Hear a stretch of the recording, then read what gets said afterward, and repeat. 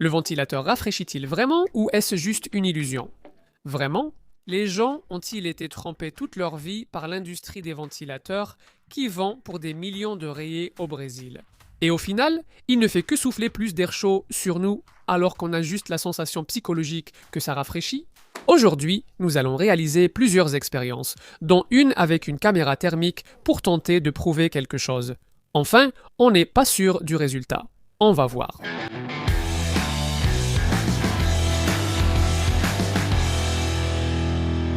Pour commencer, le ventilateur en lui-même, il fait simplement bouger l'air, ce truc ne refroidit pas comme une climatisation, tu sais. Théoriquement, s'il fait chaud, il soufflera encore plus de chaleur. Mais ce vent ne rend-il pas les choses plus fraîches? Je prends 2 verres en aluminium, d'accord? Je les ai peints en noir, parce que c'est très difficile de voir l'aluminium avec la caméra thermique, ça reflète, donc on ne voit pas vraiment ce qui se passe. Avec le noir, non. Avec le noir, tout va bien. Et je vais verser de l'eau froide qu'on vient de sortir du réfrigérateur dans les verres pour bien les refroidir. Et ensuite, je vais les placer devant le ventilateur pour voir quel est l'effet du ventilateur sur le verre froid. Waouh, l'eau est vraiment bonne, elle est à environ 11 degrés. Alors, je verse. Ce verre-là ne recevra pas de vent et celui-ci, oui. On allume le ventilateur et on va voir ce qui va se passer. Eh ben, le verre devant le ventilateur chauffe beaucoup plus vite. Il est déjà pratiquement à 20 degrés et l'autre est à 17. Ici, sur l'image, c'est très clair. Un verre est bien plus foncé que l'autre. Le verre de droite, celui du bas, tu peux voir qu'il est bleu très foncé et celui du haut est bleu clair. Regarde, 21 à 18, 22, 19. Le verre qui est devant le ventilateur a chauffé. Donc, on vient de prouver que le ventilateur chauffe. Et si on utilise le verre chaud au lieu du froid? Essayons avec de l'eau chaude. Les 2 verres sont à 40 degrés avec seulement quelques dixièmes d'écart. Voyons ce qui se passe. En quelques secondes, le verre du dessus a refroidi. Regarde, le verre du dessus est à 30 degrés et celui du dessous à 36 mecs. L'image est complètement différente. Regarde, l'un est rouge et l'autre est jaune. Laisse-moi enlever ces points ici qui gênent. C'est très clair. Regarde, la différence est évidente. Le verre du dessus est presque à la température ambiante, à 25 degrés, celui du dessous à 32. Le ventilateur refroidit. Lors de la première expérience, il a réchauffé, lors de la seconde, il a refroidi. Belle conclusion, non? Essayons donc ceci. On va attendre un peu et mettre les 2 verres à température ambiante. Ils sont ici, presque identiques et à la température de la pièce. On va mettre ici 24 degrés exactement. Je ne vais même pas toucher le verre de droite pour que ma main n'influence pas trop. Là où je touche le verre, il devient déjà plus chaud. Mais bon, ça ne va pas faire une grande différence. Et maintenant, on allume le ventilateur pour lever ce doute une bonne fois pour toutes.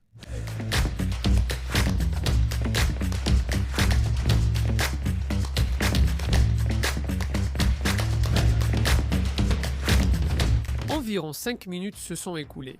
La température des verres est presque la même. La différence est négligeable. Cela n'a rien changé. Et maintenant?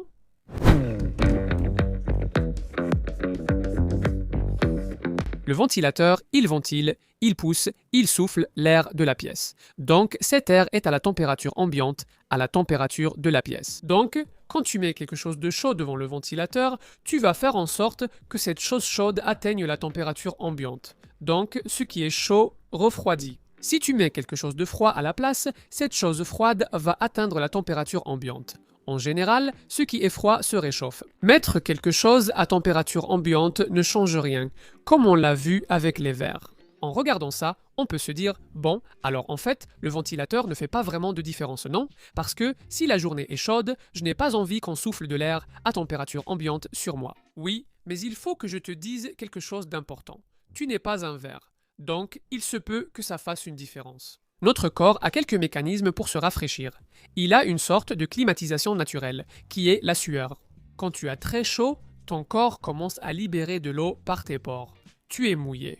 Mouillé de partout. Quel est le but de tout ça?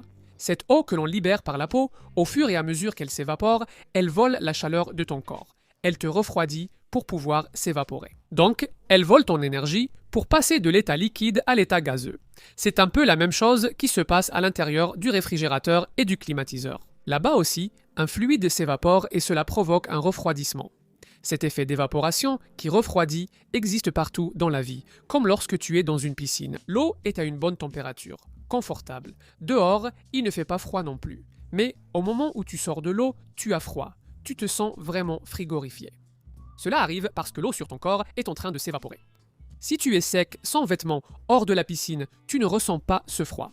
Est-ce que cette expérience serait très différente alors si on la faisait avec quelque chose de mouillé où l'eau est en train de s'évaporer? Est-ce que le vent peut aider l'eau à s'évaporer plus vite et faire en sorte que la chose devienne plus froide? Ce verre ici n'est pas une bonne chose pour faire ce test, parce que le verre ne se mouille pas bien, d'accord? Il n'absorbe pas l'eau. Alors, testons avec un morceau de tissu.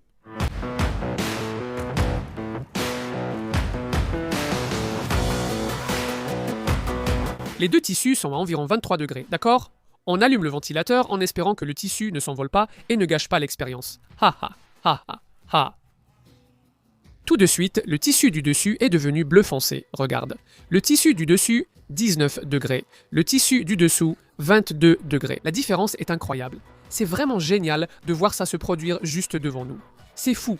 Physiquement, pourquoi cela se produit-il, n'est-ce pas? Quelle est la logique derrière le fait que le vent souffle et fasse s'évaporer l'eau plus rapidement? Ici, c'est une fine couche d'eau, d'accord? Quand le vent souffle ici au-dessus, la première chose qui va se passer, c'est qu'il va arracher quelques molécules d'eau d'ici. Mécaniquement, vraiment. C'est comme si on pensait l'eau. Et ça va déjà faire s'évaporer un peu d'eau. Mais il y a encore un deuxième effet. S'il n'y a pas de vent, l'eau va aussi s'évaporer. Elle va s'évaporer parce que quelques molécules s'échappent. Et cela forme une petite couche de vapeur juste au-dessus de l'eau. Cette petite couche de vapeur, elle gêne l'évaporation de l'eau elle-même. Parce que l'évaporation est plus facile quand l'air est plus sec. Et si l'air est déjà plein de vapeur, il n'est pas sec, il est humide. Donc, cette humidité qui se forme juste au-dessus gêne l'évaporation. Quand le vent passe, il balaie tout ça. Il emporte cette vapeur. Donc, il rend l'air à nouveau sec. Et cela facilite encore une fois l'évaporation. Je vais tester cela sur ma peau tout de suite. Mais sur le corps humain, il y a un autre facteur. J'efface cette eau car il y en a moins sur le corps humain. Sur mon bras, il va se passer la même chose. Donc le vent emporte cette fine couche de vapeur. Il facilite l'évaporation. Il enlève aussi physiquement un peu d'eau. Mais il y a encore autre chose. Au fur et à mesure que mon bras reste immobile dans l'air, il va se former autour de lui une petite couche chaude. En général, mon bras sera plus chaud que l'environnement. Donc l'air qui est autour chauffe aussi. Petit à petit, il va monter. Mais si on avait une machine magique, on pourrait le voir, contrairement à ma caméra thermique qui ne voit pas l'air. On verrait qu'autour du bras, il y a plein d'air qui chauffe. C'est comme si tu formais une couverture d'air chaud autour de toi. Si tu as chaud, ce n'est pas bon, n'est-ce pas? Et puis notre ami le vent arrive et emporte cette petite couche d'air chaud qui est au-dessus. Donc il facilite l'échange de chaleur avec l'environnement. Il ne va pas laisser se former cette bulle d'air chaud autour de toi. Donc au final, on va avoir trois facteurs. Le ventilateur enlève les molécules d'eau. Il diminue l'humidité à la surface de ta peau. Et ces deux facteurs vont aider ta sueur à s'évaporer et à refroidir ta peau. Et il y a encore le troisième facteur. Il enlève la couche d'air chaud. Et c'est ça le secret pour que le ventilateur refroidisse vraiment ta peau et non celle du verre. Faire l'expérience en pratique changera-t-il vraiment quelque chose? Maintenant, on va avoir besoin d'aide, Daniel. Viens ici, s'il te plaît, tu connais déjà Daniel pour avoir léché son coude ici. Je vais te demander de filmer pour moi. Faisons comme si j'étais en sueur comme jamais. Mes deux bras sont-ils à la même température? Le bras gauche est à 30,2, le droit à 30. Pareil, non? Et maintenant? Attends. Il y a une différence, hein? Il y a une différence? Regarde, 29,8 et 25,9. 3 degrés de différence. Il y a une tache bleue ici sur ton bras droit. Waouh, c'est cool, hein? Cette expérience, on ne l'avait jamais faite. Hein? 29,5 et 25, 4 degrés et demi. Waouh, c'est énorme! C'est énorme! Oui, ça refroidit vraiment beaucoup. Mon bras droit est beaucoup plus froid. La différence est de 6 degrés. On peut voir la tache bleue sur ton bras droit. C'est prouvé? La différence qui reste, mec. C'est absurde. C'est absurde. Oh là là! Non, ça n'a rien à voir. L'une n'a rien à voir avec l'autre. C'est drôle car la plus grande différence de température était sur ton bras, pas dans le verre ni le tissu. C'était sur mon bras. C'est vrai. La plus grande différence s'est produite sur moi. On en a beaucoup discuté ici et il se peut qu'il y ait une situation où le ventilateur ne fonctionne pas très bien. Si tu es dans un endroit extrêmement chaud et extrêmement humide, comme à Manos à 40 degrés, il va réussir à arracher les molécules d'eau et cela continue de se produire. Mais là, Le ventilateur ne réduit plus l'humidité, car l'air est déjà saturé. Il ne peut donc pas enlever l'humidité sur ton bras et souffle encore plus d'air humide. Il n'arrive pas à enlever la couche d'air chaud, car l'environnement est plus chaud que toi. Du coup, il n'y a pas de couche chaude autour de toi, l'environnement entier l'est déjà. Dans ce cas-là, tu es vraiment fichu. Mais pour enfin répondre à la question du début, le ventilateur, il ne fait pas comme la climatisation, qui va refroidir toute la pièce, les murs, le canapé, rien de tout ça ne va devenir plus froid, ça ne va pratiquement rien changer. Mais sur ta peau, oui, ça va faire une grande différence, comme on vient de le voir. C'est cool, mais c'est un problème si tu as un ventilateur pour plusieurs personnes dans la pièce. Le ventilateur ne fera une différence que s'il souffle sur ta peau. Donc, s'il n'est pas tourné vers toi, ça ne changera rien du tout. La meilleure façon de partager un ventilateur, c'est de le mettre en mode oscillation. Comme ça, il va de gauche à droite. Et tu arrives à avoir un peu d'air sur toi, puis le micro passe à Jean-Sébastien, qui fait la tête, et ensuite il souffle aussi sur Jean-Sébastien, qui est en train de mourir de chaud.